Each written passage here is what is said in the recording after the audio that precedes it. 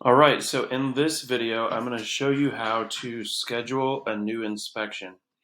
So your dashboard may look a little different than this, but this is the Spectora dashboard, and there will always be this new inspection button.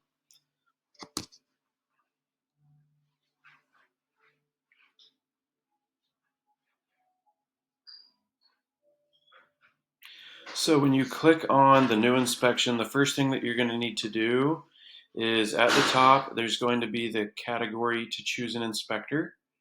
So when you drop that down, you have each inspector listed out here. So we'll just leave it on myself. If the customer or agent has a particular request, then you'll click this, and then we'll know later that we can't trade who does that inspection. The next is the date and time. Obviously, you just choose a day on the calendar, set the time, and then you can, the next part is entering in the address. So we'll just choose whatever address. There is the option to have Spectora automatically fill out the square feet and year, but I've found it to be inaccurate at times. So you'll ask the client how many square feet and what year it was built. You can also just Google that.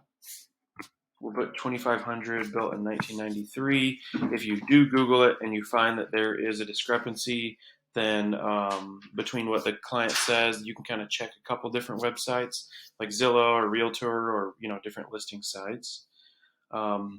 This part is required. You have to have a client name and at least an email. Ideally, you'd also have their cell phone number. You can add a second email if they have a spouse or someone that they also want the report to go to. But then there's also the option of adding an additional client. This is the preferred way to do it, to actually have that second client's name and email address and cell phone as well. But if they don't provide that, or it becomes too much trouble, you can just add a CC email. At this point, you'll choose what services they want. So we have a few different options. Primarily, you're going to be choosing between a residential inspection or the bundle and save, which includes the inspection, termite, radon, and sewer. So for this case, we'll just choose the residential inspection. Next, you can have the add-on. So if they would like to only add the termite or only add the sewer scope, you just click there. It'll add those things. If there's a discount code, you can type it here. We always require payments to release the report, so you'll leave that checked. For the client's agent, when you ask the client who their agent is, or you might be speaking with the agent, then you'll just be able to search their name here. If they are already in our system, then you'll see that they do pop up. If not, then you will search for another agent and fill out the agent form. And then these would all be blank. You can also enter the listing agent. A lot of times that's kind of too much info to take over the phone. So we do have our VA, Erica, that you can ask for the listing agent, or she can just enter that later. The order ID is automatically populated. The referral source, if they happen to tell you how they found out about us, or the conversation is such that it's appropriate to ask, you can choose that.